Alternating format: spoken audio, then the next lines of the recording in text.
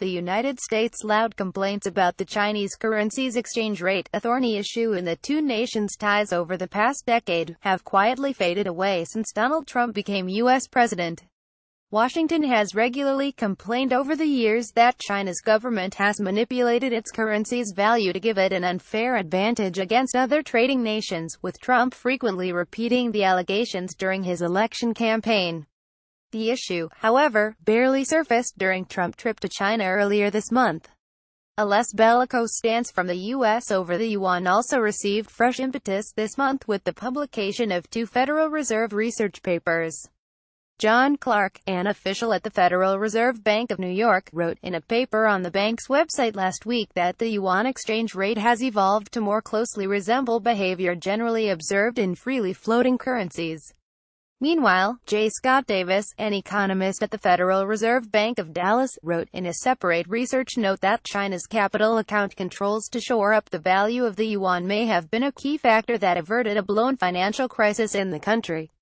Time right to loosen controls on yuan-dollar exchange rate, says China state-run paper. The reports do not represent the official stance of the U.S. Central Bank, or the U.S. Treasury Department, but they suggest that the U.S. authorities are increasingly unwilling to label China a currency manipulator or press it to free up its yuan exchange rate regime.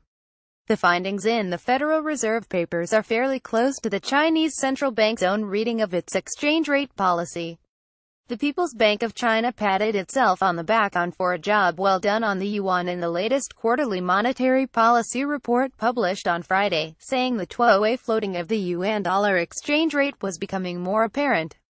There is an open debate about how much U.S. pressure has forced China to take action to strengthen the value of the yuan against other currencies.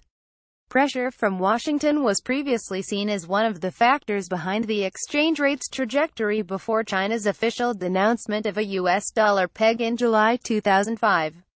Trump rhetoric on China's exchange rate policies began to soften soon after he formally took office this year.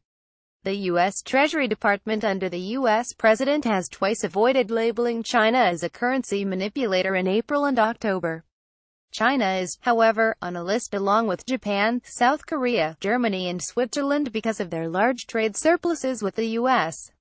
The yuan exchange rate issue was put on the back burner during Trump's visit to Beijing, even though the U.S. president is still trying to cut a $347 billion trade deficit with China last year. I don't blame China, I blame the incompetence of past admins for allowing China to take advantage of the U.S. on trade, leading up to a point where the U.S. is losing $100s of billions. How can you blame China for taking advantage of people that had no clue? I would have done same, Trump tweeted while he was in Beijing earlier this month. Julian Vance-Pritchard, an economist at Capital Economics in Singapore, said, "It seems to me the Trump administration doesn't focus on currency anymore. From the political point of view, the U.S. government is happy to see the People's Bank of China avoiding sharp yuan depreciation and the currency appreciating against the U.S. dollar. The U.S. backing for Beijing's capital account controls to stem the flow of cash overseas and the central bank's intervention after it persuaded the International Monetary Fund to give a nominal reserve currency status to the yuan in 2015 marked another win for China. However, while the external pressure on Beijing to free up the yuan exchange rate is disappearing, domestic pressure is increasing, with calls for the Chinese government to be bolder in creating a market-based floating yuan exchange rate.